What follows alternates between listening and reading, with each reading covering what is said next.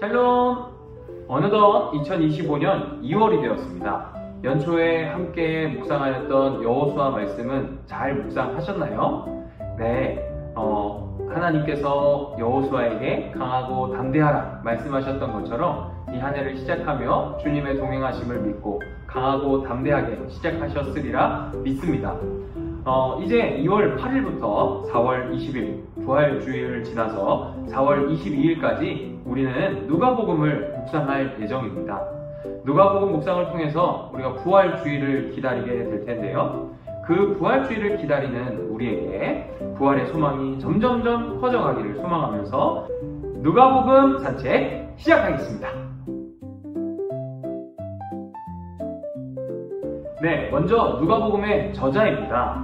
누가복음의 저자는 의사이자 사도 바울의 동역자로 알려진 누가입니다. 골로새서 4장 14절을 보면 사도 바울은 누가를 의사라고 밝히고 있죠. 하지만 누가복음 안에서 그의 직업이 의사였다는 것을 직접적으로 언급하지는 않습니다. 다만 예수님께서 병든 자를 치료하시는 과정이나 기적을 행하실 때 그 환부와 질환에 대해서 상세하게 묘사를 하고 있는데요. 이 누가가 의학적으로는 남다른 지식이 있었구나 라는 걸 우리가 알 수 있는 요소이죠. 예를 들어서 예수님께서 나병 환자를 고치시는 누가복음 5장 12절에서 14절 이 부분을 보면 나병 환자에 대해서 온몸이 나병으로 가득한 사람이었다 라고 표현하면서 이 질병의 상태를 다른 복음서보다는 구체적으로 설명을 합니다. 또 비슷한 예로 사도 베드로의 그 장모가 앓았던 병에 대해서 열병 그리고 심한 열병을 앓았다 라고 하면서 그 질병의 정도의 심각도를 구체적으로 말하기도 하죠. 또 치유의 과정도 보면 그 과정에 대한 묘사가 더 두드러지게 나타나는데요. 대표적인 장면은 누가복음 22장에서 베드로가 대제사장의 종의 귀를 잘랐을 때입니다.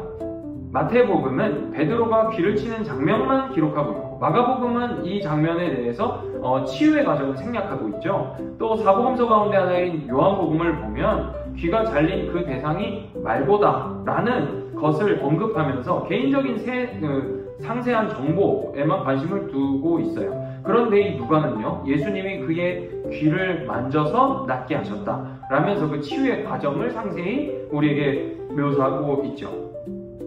또 다른 복음서와 비교했을 때 의학적으로 더 정확한 표현을 사용하고 있는 걸 알 수 있어요.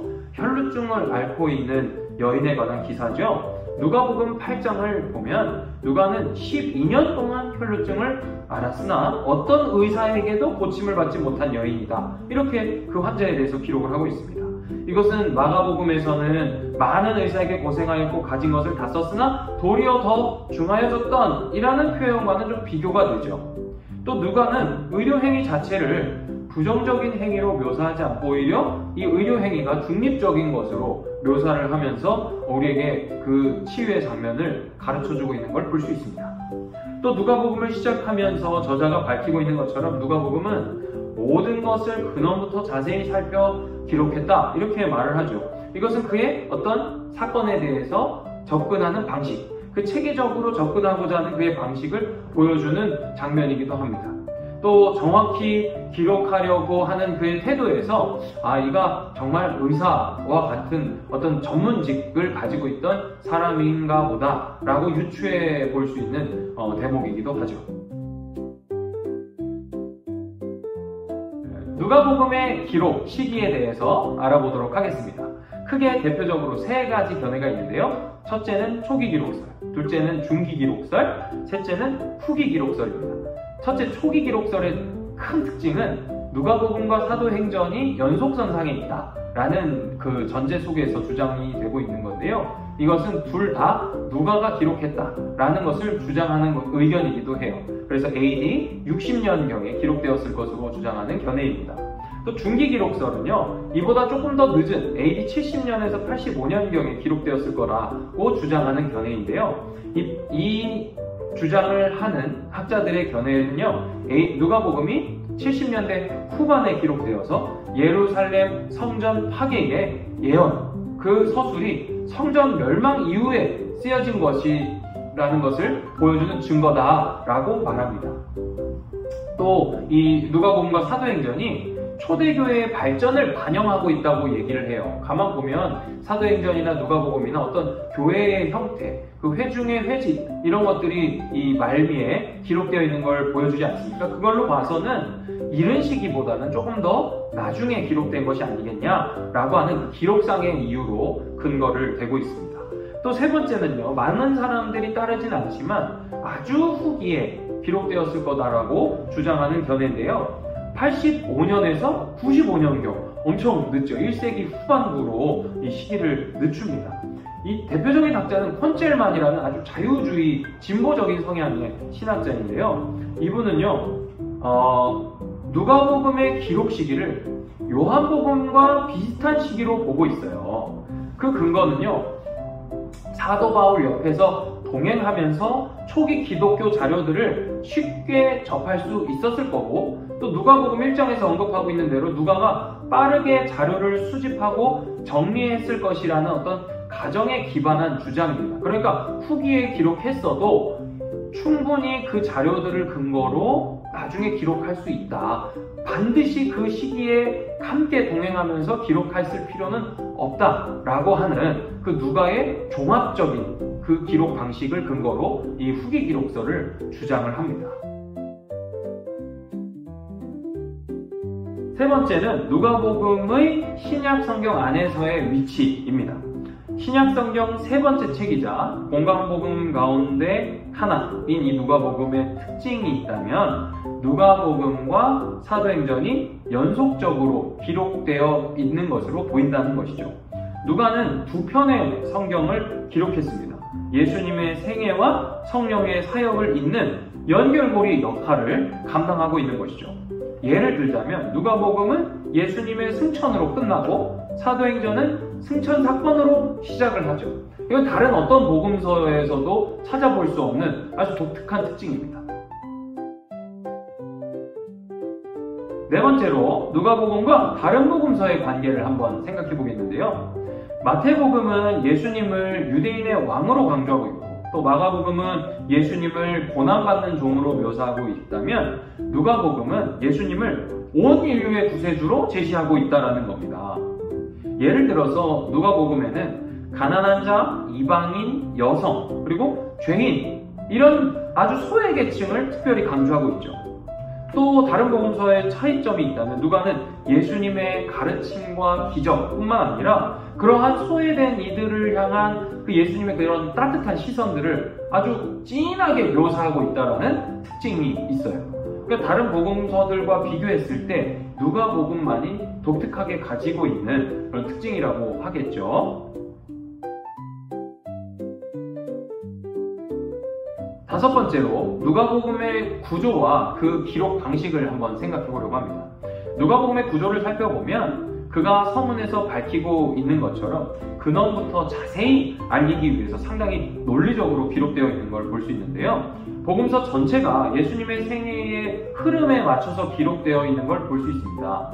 예수님의 탄생 이야기가 다른 복음서보다 아주 자세히 기록되어 있는 것도 그 특징 가운데 하나인데 구조를 한번 보도록 하겠습니다. 첫 번째 보니까 1장 1절부터 4절은요, 그 서문과 어떤 그 서언의 역할을 하고 있어요.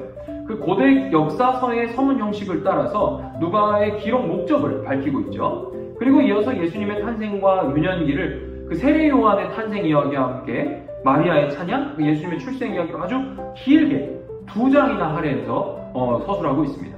그리고 3장에 접어들면서 예수님의 공생애가 시작되고요. 4장에서 예수님이 자신의 사역에 대한 어떤 선언문을 낭독하시는 걸 보여주고 있죠. 그리고 또 4장부터 9장 끝까지는 끝까지가 아닌가. 그리고 4장부터 9장 50절까지는 예수님의 갈릴리에서의 사역을 보여주고 있고, 또 9장 51절부터 예수님이 예루살렘을 향해서 가고 계시는 여정을 보여주고 있습니다.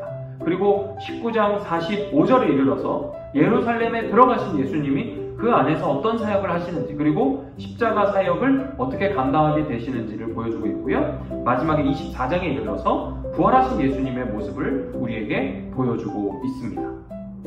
이런 이 구조 속에서 누가복음의 기록 방식의 특징이 있다면 누가는 연대기적으로 기록하려고 애쓰고 있고 또 사건을 순서대로 기록하면서 그 이야기의 흐름을 명확하게 하려고 하는 특징이 있습니다. 그리고 각 이야기 속에서 인물들에 대해서 자세하게 묘사를 하면서 그 상황이 얼마나 정확하게 독자들에게 전달되어야 하는지를 아주 노력하고 있는 모습이 엿보이기도 합니다. 네, 여섯 번째로 누가복음의 기록 특징, 그러니까 누가복음에만 기록되어 있는 특징들을 생각해 보려고 합니다. 누가복음에만 기록된 비유를 통한 가르침은 우리에게 많이 알려져 있죠. 대표적으로 구조에서도 생각해 봤는데 선한 사마리아인, 그 다음에 잃은 아들 이야기, 이건 참 유명한 설교 본문들입니다. 그리고 천국과 지옥의 간극이 얼마나 큰지를 가늠하게 할 수 있는 부자와 나사로 비유 역시 많은 문학작품에 영향을 주었죠. 비유뿐만 아니라 누가복음에만 기록된 예수님께서 기적을 일으키신 사건들도 있는데요. 나인성 과부 아들을 살리신 사건이나 10명의 나병 환자들을 치유하신 사건, 이런 것들은 다른 복음서에는 없는 이야기입니다. 그 밖에도 마리아와 엘리사벳의 찬양 역시 누가복음에만 기록되어 있는 것이죠. 특별히 마리아의 찬가와 이 엘리사벳의 노래는 예수님께서 나시기 전에 메시아의 찬양으로 잘 알려져 있습니다. 그 내용이 구약에 기록된 한나의 찬양과도 비교가 되는데요. 주요 내용을 한번 비교해서 살펴보려고 합니다. 표를 한번 보시겠습니다. 보시면 한나의 기도와 마리아의 찬가 둘 다 어떤 은혜에 대한 감사로 시작을 하고요. 또 형식도 기도와 찬양이라고 하는 아주 유사한 형태를 띠고 있습니다. 시작 구절을 한나의 기도는 내 마음이 여호와로 말미암아 즐거워하며 이렇게 시작한다면 마리아의 찬가는 내 영혼이 주를 찬양하며 라고 하면서 하나님을 향한 영광과 경배를 담고 있죠. 또 하나님의 속성도 드러나고 하나님의 주권도 기록하고 있습니다. 그리고 또 가난한 자들을 구하게 하신다라는 역전의 하나님도 기록되어 있고요. 또 하나님의 구원에 초점을 맞춘 찬양이라고 보여져요. 내용에 초점이 있다면 한나의 찬양은 하나님께서 이스라엘과 약자들에게 이루시는 구원과 공의, 그리고 사무엘의 출생과 하나님의 그 역사적인 주권, 이 두 가지를 강조하고 있고, 마리아의 찬양은 하나님의 은혜로 예수님을 통하여서 구원이 시작되었다, 그리고 하나님의 약속의 성취다라는 것을 초점을 맞춰 노래하고 있습니다. 또 구속사적 관점에서 봤을 때 한나는 메시아의 오심을 예비하는 그 구속사적 사건의 시작점으로 우리가 보여진다면, 이 마리아의 찬양은 메시아의 오심을 아주 직접적으로 언급하죠. 예수님이 이제 태어나실 것이니까. 그리고 또 그것을 언급하면서 구속사 사건의 성취를 찬양합니다.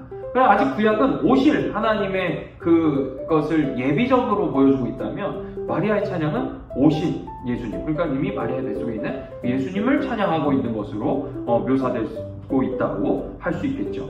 주목할 만한 것은 사람의 손으로 하지 않은 방식으로 하나님께서는 인류의 구원을 예고하셨고 그리스도 예수 안에서 성취하셨다는 사실이 아름다운 노래로 기록되어 있다는 것이 특징입니다. 잘 한번 생각해 보십시오. 한나의 상황이나 마리아의 상황이 비슷하죠. 한나는 오랫동안 남편의 사랑을 받았음에도 불구하고 아들이 생기지 않아서 고통받고 있을 때 그가 열심히 기도하는 가운데 하나님께서 아들을 베푸셨죠. 마리아의 경우는 한 번도 남자와 동침하지 않았던 처녀가 하나님의 은혜를 입어서 아들을 갖게 됩니다. 이 두 사건 모두가 하나님의 주권적인 방식으로 생명이 주어졌다라는 것을 우리에게 보여주고 있는 겁니다. 그러니까 이 두 찬양을 보면서 우리는 자연스럽게 하나님의 주권과 하나님의 그 구원에 대한 일방적인 일하심을 보게 되는 것이죠. 일곱 번째로 이제 누가복음의 신학에 대해서 생각해 보려고 합니다. 누가복음은 앞서 특징에서 살펴봤던 대로 선교적인 관심이 많은 복음서예요. 이 누가라는 인물의 상황, 다시 말해서 사도 바울과 함께 선교를 다녔던 그 상황의 영향일 수도 있겠지만, 궁극적으로 하나님께서는 이 누가라는 인물을 통해서 복음이 편만하게 증거되어야 한다는 그 뜻을 기록하게 하신 것이죠. 이런 선교적 비전을 확인할 수 있는 첫 번째 누가복음의 특징은 바로 족보입니다. 누가복음의 족보는 마태복음의 족보와 좀 차이가 있어요. 가장 두드러지는 특징은 바로 역순으로 기록되어 있다라는 것이죠. 마태복음의 경우에는 과거에서부터 현재로 오는 방식인데 반해서 누가복음은 현재에서 과거로 점점 거슬러 올라가는 방식의 족보를 기록하고 있어요. 마태복음의 족보가 왕의 계보로서 기능한다고 할 때 누가복음의 족보는 온 인류의 구주로 오신 예수님을 드러내기 위한 족보라고 할 수 있어요. 표로 정리해봤는데 한번 보시죠. 누가복음의 족보는 초점이 온 인류의 구세주이신 예수님을 드러내기 위한 족보라면 마태복음의 족보는 유대인의 메시아이신 주님을 기록하고 있어요. 그래서 시작과 끝도 다르죠. 그리고 다윗 이후의 혈통, 그러니까 누가복음은 다윗, 나단, 헬리, 요셉 이렇게 진행된다면 마태복음의 족보는 다윗, 솔로몬, 야곱, 요셉 이렇게 둘 다 다윗 이후의 혈통이지만 조금 다른 모습으로 진행됩니다. 또 여성 포함 여부를 확인해 보겠는데 누가복음의 족보를 보면은 여성이 포함되어 있지 않고 마태복음은 다말, 라합, 룻, 우리아야 이렇게 여자들이 들어가 있어요. 또 숫자적 구조를 마태복음은 14대씩 3개의 세대로 구성하고 있다면 누가복음은 그런 세대의 구분이 없고요. 또 해석의 차이가 있다면 누가복음의 족보는 마리아의 족보로, 마태복음의 족보는 요셉의 족보로 해석되고 있습니다. 두 족보는 서로 다른 신학적 관점과 목적을 가지고 예수님의 메시아 되심을 설명한다고 볼 수 있어요. 만일 성경 스스로가 이것을 모순으로 여겼다면 교회사 가운데서 하나는 사라졌겠죠. 그런데 이 둘 모두를 뒀다라는 것은 이것이 신학적으로 이견이 있는 것이 아니라는 걸 우리에게 보여줍니다. 오히려 이 두 가지 족보를 통해서 유대인의 왕이신 예수님께서 함께 온 인류의 구세주로 오셨다는 것을 우리가 더 풍성히 누릴 수 있게 되는 것이죠. 두 번째로 우리가 알 수 있는 신학적 특징은 이 누가복음은 예수님의 출생을 기록하는 이 누가복음 이정으로 봤을 때 예수님이 누구시냐? 이방을 비추는 빛이시다 라는 것을 기록하고 있다는 선교적 특징이 있어요. 이 말은 시므온이라고 하는 사람이 정결 예식을 위해서 이 예루살렘에 올라온 예수님을 안고 했던 말입니다. 이사야서에 기록된 말씀을 떠오르게 하는 말이죠. 이사야 42장 6절을 보면 하나님께서 한 종을 택하셔서 이방의 빛이 되게 하시리라 이렇게 말씀하셨거든요. 그 단락 전체가 주의 종이신 메시아를 예언하는 말씀인데요. 예수님을 가리켜 하신 말씀이라는 것을 시몬의 입술을 통해서 말하게 하시는 겁니다. 그뿐 아니라 예수님께서 부활하신 뒤에 엠마오로 가던 두 제자들의 곁에 나타나셔서 이렇게 얘기하시죠. 모든 민족에게 회개와 죄사함을 전파하는 것, 이것을 언급하시는데 이 회개와 죄사함이 택함받은 일부의 사람들에게 국한된 것이 아니라 하나님께서는 모든 민족에게 이런 은혜를 베푸시기 원하신다는 걸 가르쳐주고 있습니다. 그러니까 유대인 중심적인 신앙이 아니라 하나님의 마음은 이방 땅까지 이 복음이 전해져야 한다는 사실을 내포하고 있는 걸 누가복음이 가르쳐주고 있다는 것이죠. 네, 이제 거의 다 왔습니다. 누가복음의 부활인데요. 예수님의 부활 사건은 모든 복음서에 기록되어 있습니다. 누가복음에 기록된 부활에 관한 독특한 부분 몇 가지를 정리해보면 좋을 것 같은데요. 누가복음에 기록된 예수님의 부활 이야기는 보다 좀 인격적으로 묘사되어 있습니다. 부활하신 뒤에 예수님께서 이 제자들에게 손과 발을 보여주시고 음식을 드시는 장면이 그렇죠. 그리고 부활체의 실체가 어떤 것인지를 이것을 통해서 강조하고 있다라고도 볼 수 있습니다. 이 영적인 부활에 대한 반박으로 이 누가복음이 기능하고 있는 것이겠죠. 또한 누가복음의 이 부활 묘사는 구약에 예언된 메시아의 고난과 부활이 예수 안에서 성취되었다는 것을 강조하는데요. 24장 44절을 제가 한번 읽어보겠습니다. 또 이르시되 내가 너희와 함께 있을 때에 너희에게 말한 바 곧 모세의 율법과 선지자의 글과 시편에 나를 가리켜 기록된 모든 것이 이루어져야 하리라 한 말이 이것이라 하시고, 예수님께서는 직접 이 모세의 율법과 선지자의 글과 시편의 성취를 말씀하세요. 예수님이 말씀하세요. 또 누가복음은 예수님의 부활과 승천을 곧장 연결지어서 기록하여서 이 사도행전을 염두한 열린 마무리로 끝이 남는 것을 볼 수 있습니다. 그러니까 누가복음 전체가 뭘 지향하고 있냐? 이 사도행전을 바라보게끔 기록됐다는 걸 알 수 있죠. 그러니까 다른 복음서보다 예수님의 죽음과 부활이 이렇게 바로 연결되어서 끝이 나요.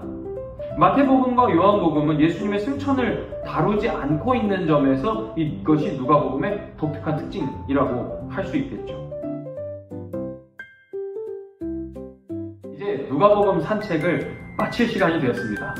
아주 한숨에 달려왔는데요.